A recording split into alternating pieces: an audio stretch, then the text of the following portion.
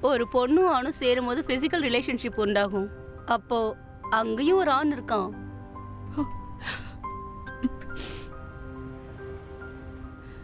உன்னால உறுதியா நம்ப முடியுமா அபிராமி உன்னோட புருஷன் இன்னொரு பொண்ணோட பெட் ஷேரிங் பண்ணலன்னு?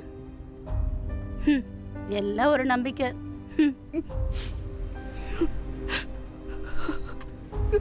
மாரல்ட்டின்ற சோஷியல் கான்செப்டோட கைதிங்க நம்ம.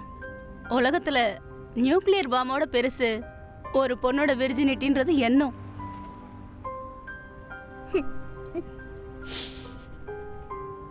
ஒரு ஆணோட சுயநலம் பொண்ணை அப்படியே சொல்லி சொல்லி வளர்க்குறாங்க.